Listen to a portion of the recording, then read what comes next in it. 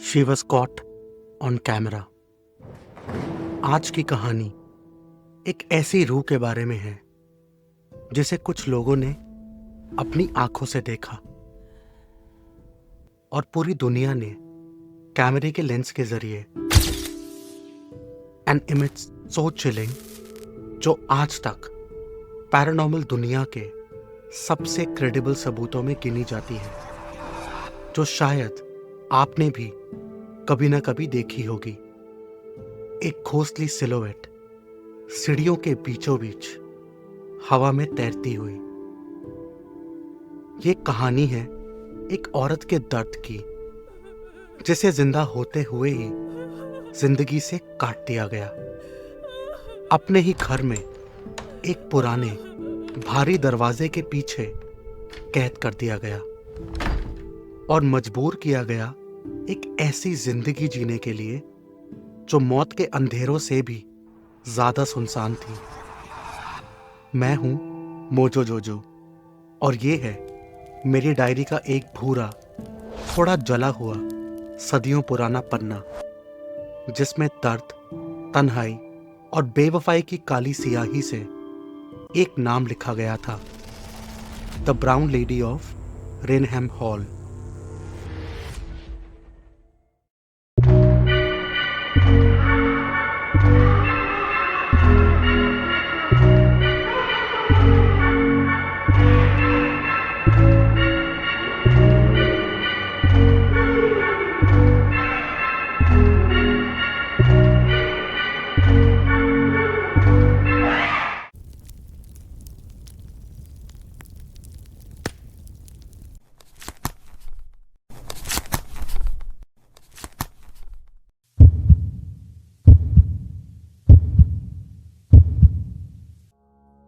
The Brown Lady of Raynham Hall की कहानी जुड़ी है इंग्लैंड के नॉरफोक शहर में बसे एक 400 साल पुराने शानदार इंग्लिश मैनर से। 19 सितंबर 1936 की एक ठंडी दोपहर थी जब कंट्री लाइफ मैगजीन के दो फोटोग्राफर्स कैप्टन ह्यूबर्ट प्रोवंड और इंद्रेश शीरा रेनहैम हॉल भेजे गए।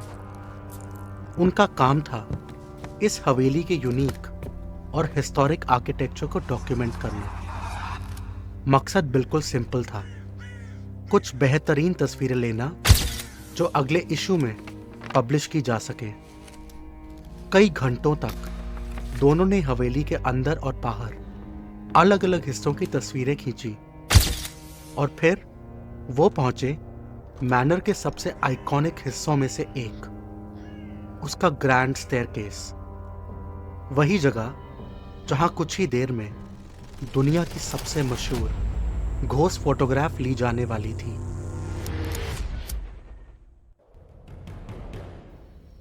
शाम ढलने लगी थी। हवेली के अंदर एक ठंडी खामोशी थी। प्रोवंड अपना कैमरा सेट कर रहे थे एक काले कपड़े के नीचे, जैसे उस जमाने के फोटोग्राफर्स करते थे। शीरा उनके पास ही खड़े सीढ़ियों की तरफ देख रहे थे। तभी एक अजीब सी हलचल महसूस हुई। शीरा ने देखा सीढ़ियों के बीचों बीच कुछ धुंधला सा हवा से उभर रहा था, एक वेपरी शेप जो धीरे धीरे एक औरत की शक्ल लेने लगी। वो औरत एक पुराने जमाने का लॉन्ग ब्राउन गाउन पहने हुए सीढ़ियों से नीचे सीधा उनकी तरफ बढ़ रही थी। Captain, there's someone on the stairs. A servant? No, it's not that. She's... Take the shot, now! Was that a person? I don't think so. But if the camera caught what I just saw, then the world's about to witness it too. उस शाम रेनहैम hall के grand staircase पर जो हुआ वो सिर्फ इंद्रेश शीरा ने नहीं, बल्कि बाद में पूरी दुनिया ने भी उस पल की झलक को देखा। दिसंबर 1936 के कंट्री लाइफ मैगजीन इशू में वो तस्वीर छपी और तब से लेके आज तक वो इमेज पैरानॉर्मल दुनिया का सबसे क्रेडिबल एविडेंस मानी जाती है। यही थी the Brown Lady of Raynham hall.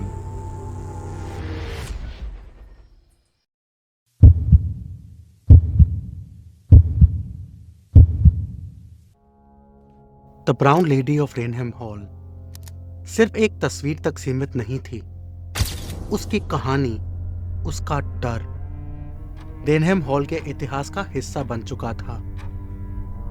एक रूह की ऐसी दास्तान जो सदियों से इन दीवारों के बीच दबी दबी आवाजों में सुनाई जाती रही। लोग उसे द फैंटम हाउसकीपर के नाम से भी जानते थे। एक भटकती हुई परछाई जो कई दशकों से रेनहेम हॉल के कॉरिडोर्स और स्टेयरकेसेस पर किसी न किसी को जरूर नजर आई। टाउनसेंड फैमिली, जो इस हवेली के असली मालिक थे, और उनका सोशल सर्कल सब इसके बारे में जानते थे। फिर भी कुछ लोग इसे बस पुरानी कहानियां या इमेजिनेशन का नतीजा समझते थे। लेकिन सब कुछ बदल गया 1835 के क्रिसमस के बाद। रेनहेम हॉल में एक ग्रैंड सेलिब्रेशन प्लान हुआ था। फ्रेंड्स, रिलेटिव्स सब मैनर में रुकने आए थे। पार्टी खत्म हो चुकी थी और एक ठंडी सुनसान रात में सब अपने रूम्स में लौट चुके थे। सिर्फ 2 लोग जागे हुए थे, मिसेस टाउनसेंड के भाई कर्नल लॉफ्टस और उनके दोस्त मिस्टर हॉकिंस। दोनों चेस की आखिरी गेम खेल रहे थे। ब्राउन लेडी के किस्से उन तक भी पहुंच चुके थे, लेकिन उन्होंने कभी उसे देखा नहीं था। वो भी मान बैठे थे कि ये सिर्फ कहानियां हैं। रात के 1 बजे के करीब दोनों जेंटलमैन ग्रैंड स्टेयरकेस से होते हुए अपने रूम्स की तरफ जा रहे थे। जैसे ही वो फर्स्ट फ्लोर के कॉरिडोर में मुड़े, मिस्टर हॉकिंस अचानक रुक गए। उन्होंने देखा लॉर्ड और लेडी टाउनसेंड के कमरे के बिल्कुल बाहर एक औरत खड़ी थी, ब्राउन ब्रोकेड गाउन पहने, बिल्कुल शांत, बिल्कुल स्टिल। वो उसकी तरफ बढ़े, लेकिन वो औरत दूसरी तरफ पलट गई और बिना किसी आवाज के उनसे दूर जाने लगी। उसकी मूवमेंट नेचुरल नहीं लग रही थी, जैसे हवा में ग्लाइड कर रही हो। दोनों ने उसका पीछा किया, लेकिन जैसे ही वो स्टेयरकेस के एक टर्न पर पहुंचे, वो औरत वहीं गायब हो गई। अगली सुबह ये बात गेस्ट तक पहुंच गई। कुछ लोग इतने डर गए कि उन्होंने अपना स्टे कट शॉर्ट कर दिया। मिस्टर हॉकिंस भी उनमें से एक थे, लेकिन कर्नल लॉफ्टस रुक गए। उनके मन में सिर्फ एक बात थी, मैंने क्या सच में भूत देखा, या फिर कहीं ये कोई सर्वेंट तो नहीं जो डराने की कोशिश कर रही हो। उन्होंने डिसाइड किया वो खुद इस मिस्ट्री का पता लगाएंगे। अगले कुछ दिन लॉफ्टस रोज रात हवेली के कॉरिडोर्स में घूमते रहे, उस औरत की एक और झलक पाने के लिए। और एक रात जब वो अपने कमरे की तरफ जा रहे थे, उन्हें लगा जैसे कोई बिल्कुल उनके पीछे खड़ा है। जैसे ही उन्होंने पलट के देखा, वो वही थी, ब्राउन लेडी। उसका गाउन खिड़की से आती हवा में हिल रहा था और एक अजीब सी ठंडक कॉरिडोर में फैल गई थी। लॉफ्टस ने हिम्मत जुटाई और उसका चेहरा देखने के लिए वहीं रुक गए। वो धीरे से उनकी तरफ मुड़ी और उस पल उनकी सांसें रुक गई। वो चेहरा पेल वाइट, बेजान और आंखों की जगह 2 काले चमकते हुए सॉकेट्स, जैसे उनके अंदर मौत बसी हो। कर्नल लॉफ्टस का चेहरा सफेद पड़ गया था। वो सीधा अपने कमरे की तरफ दौड़े और जब उनकी वाइफ ने उनका चेहरा देखा वो समझ गई थी उन्होंने कुछ ऐसा देखा है जो इंसान को अंदर तक हिला दे।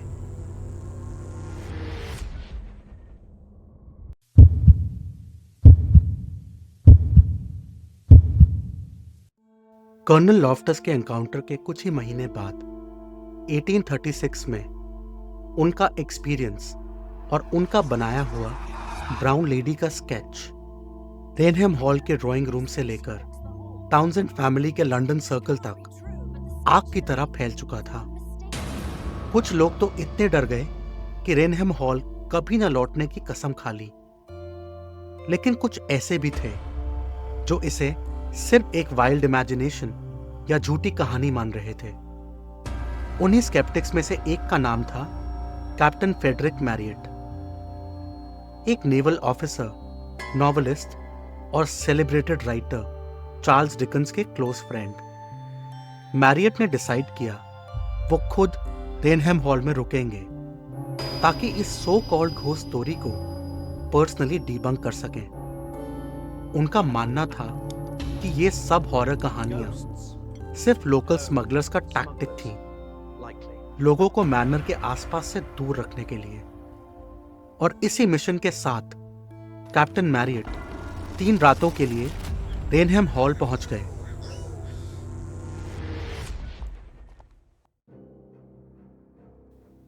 पहली 2 रातें बिल्कुल शांत, ना कोई आवाज, ना कोई परछाई, कुछ नहीं। कैप्टन अब और भी कॉन्फिडेंट थे कि ब्राउन लेडी सिर्फ एक फैब्रिकेटेड स्टोरी है। लेकिन तीसरी रात सब कुछ बदल गया। रात के करीब 1:30 बजे मैरियट के कमरे के दरवाजे पर जोर की दस्तक हुई। उन्होंने दरवाजा खोला। बाहर खड़े थे टाउनसेंड फैमिली के 2 जवान लड़के, एक वुडन केस हाथ में लिए हुए। Evening, Captain. Sorry to disturb you at this hour. Not at all, gentlemen. What brings you here? We just acquired a new revolver. Rather proud of it. Thought perhaps you'd give us your professional opinion? A midnight firearm inspection? Now that's my kind of hospitality. Lead the way. Naval officer Marriott flattered महसूस कर रहे थे और dead of night होने के बावजूद वो तुरंत उनके साथ निकल पड़े। हवेली की वुडन फ्लोरिंग पर तीनों के कदम गूंज रहे थे। पूरे मैनर में एक अनईजी स्टिलनेस थी। चांदनी रात में कॉरिडोर्स का हर कोना जैसे किसी अनजाने डर से भरा हुआ था। We figured if we ran into the brown lady, at least we'd be armed. Ghosts don't flinch at bullets, lads. But sure, let's humor the legend. Honestly, I hope we do see her. Just once. Wouldn't that be something? If she shows up, I'll be ready. But I suspect we'll find nothing more than shadows and creaking floors. लेकिन Marriott शायद कुछ ज्यादा ही confident थे। अगले ही पल corridor के दूसरी तरफ से एक फेंट ग्लो दिखाई देने लगा। एक कैंडल लिट टॉर्च हवा में तैरती हुई उनकी तरफ बढ़ रही थी। पहले तो लगा कोई सर्वेंट होगा, लेकिन जैसे जैसे वो रोशनी करीब आई, तीनों के चेहरे से मुस्कान गायब हो गई।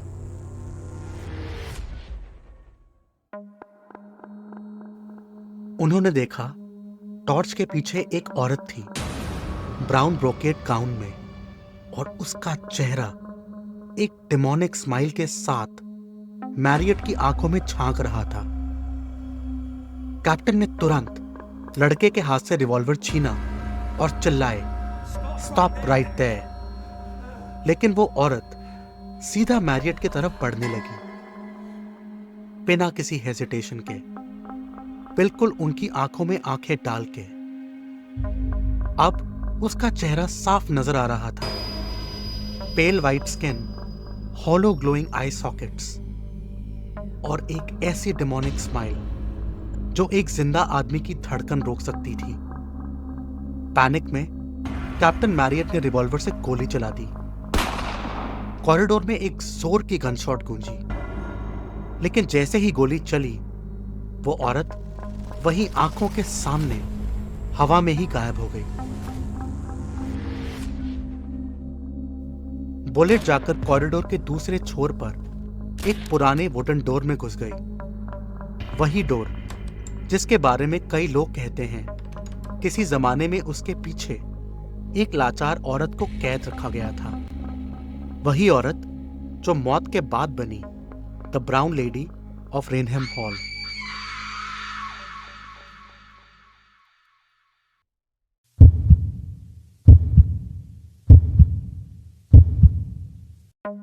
रेनहेम हॉल के सुनसान कॉरिडोर्स में भटकती हुई जो रूह है, वो कभी एक जिंदा दिल हंसमुख औरत थी जिसका नाम था डोरथी वॉलपोल।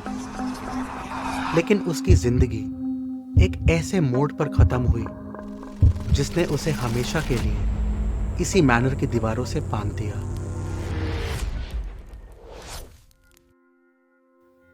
डोरथी खूबसूरत, समझदार और एक चीयरफुल यंग वुमन थी। इंग्लैंड के powerful Whig politician Robert Walpole की छोटी बहन। वही रॉबर्ट वॉलपोल जो बाद में बने ब्रिटेन के पहले प्राइम मिनिस्टर। डोरथी के पास सब कुछ था, सत्ता, दौलत और एक एलीट लेगेसी। लेकिन उसका दिल पॉलिटिक्स के शोर से दूर सिर्फ मोहब्बत ढूंढता था। पहले प्यार में दिल टूट चुका था, लेकिन डोरथी ने उम्मीदें छोड़ी नहीं थी। वो पॉलिटिशियन थॉमस वॉटन के साथ अपने लंबे अफेयर को पीछे छोड़कर नई जिंदगी की तलाश में थी। तभी उसकी मुलाकात हुई चार्ल्स टाउनहेंड से, एक वेल्दी और इन्फ्लुएंशियल नोबलमैन और रेनहेम हॉल का मालिक। चार्ल्स की शख्सियत ने डोरथी को छू लिया। थोड़ा स्ट्रिक्ट, थोड़ा चार्मिंग, लेकिन शायद वही उसके लिए परफेक्ट था। मोहब्बत हुई और 25 जुलाई 1713 को बड़े शान से उनकी शादी करा दी गई। डोरथी चार्ल्स की दूसरी पत्नी बनी। उस दिन डोरथी की खुशी का कोई ठिकाना नहीं था। उसने सोचा था ये जिंदगी सपनों से भी ज्यादा खूबसूरत होगी, लेकिन काश उसने पहले ही देख लिया होता कि ये ख्वाब कभी ना खत्म होने वाली एक कैद बनने वाला था।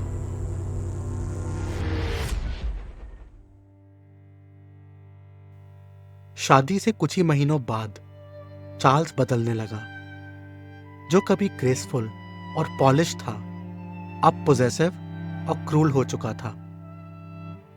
डोरथी के लिए रेनहेम हॉल एक घर नहीं, एक पिंजरा बन गया था। डोरथी को अपनी पति की परमिशन के बिना कहीं जाने या किसी से मिलने की आजादी नहीं थी। उसका भाई, उसका परिवार कहीं दूर ही पीछे छूट चुके थे। फिर भी डोरथी ने हिम्मत नहीं हारी। अपने बच्चों के साथ वो एक मां बनकर जीने लगी। उसकी दुनिया अब उसकी गोद में खेलती मुस्कान तक सीमित थी। लेकिन 29 मार्च 1726 को अपने 7वें बच्चे के जन्म के सिर्फ 2 साल बाद रेनहेम हॉल में एक प्राइवेट फ्यूनरल हुआ। कहा गया डोरथी स्मॉल पॉक्स का शिकार हो गई और चल बसी।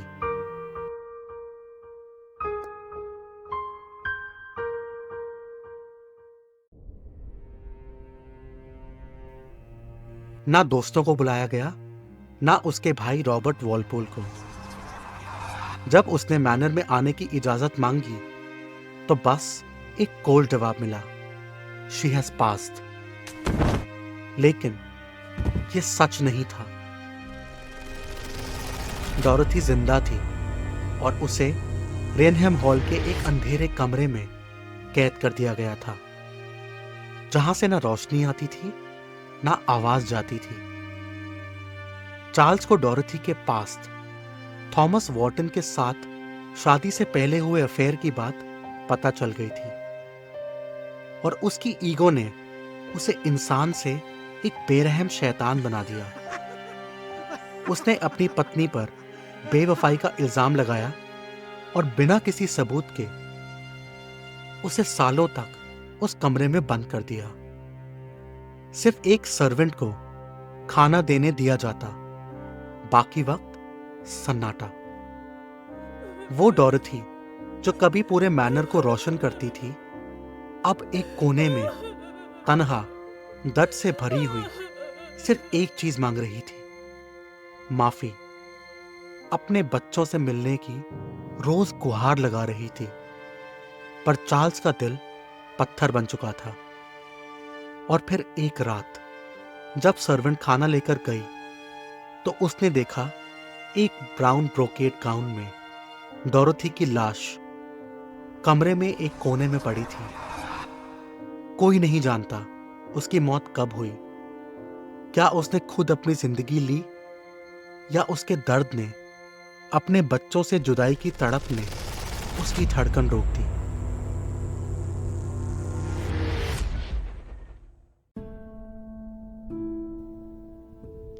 जो भी हुआ हो, उस रात के बाद से डोरोथी की रूह कभी मैनर से नहीं गई। और उसी दिन शुरू हुई ब्राउन लेडी की कहानी। लोग कहते हैं आज भी उसी कॉरिडोर में एक औरत दिखाई देती है, पुराना ब्राउन गाउन पहने हुए, चेहरा पेल वाइट और एक ठंडी सी मुस्कान के साथ। वही मुस्कान जो उसके जिंदा होते हुए उसका दर्द छुपाया करती थी। रेनहेम हॉल की दीवारें उसकी चीखों की गवाह हैं। उसका कैद खाना अब भी वहीं उस मैनर के अंदर छुपा हुआ है। वो आज भी हर रात वहीं भटकती है, सिर्फ एक चीज के इंतजार में, आजादी।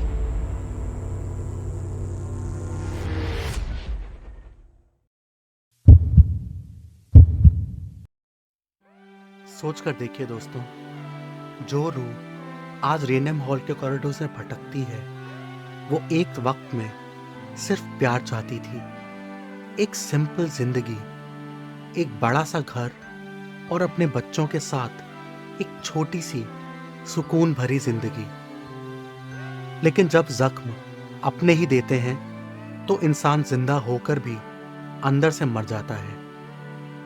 डोरोथी वॉलपोल की कहानी सिर्फ एक भूत की कहानी नहीं है, ये एक औरत की दास्तान है जो मोहब्बत में सब कुछ हार गई। देसी हॉरर डायरीज की तरफ से डोरोथी को एक इज्जत भरी श्रद्धांजलि।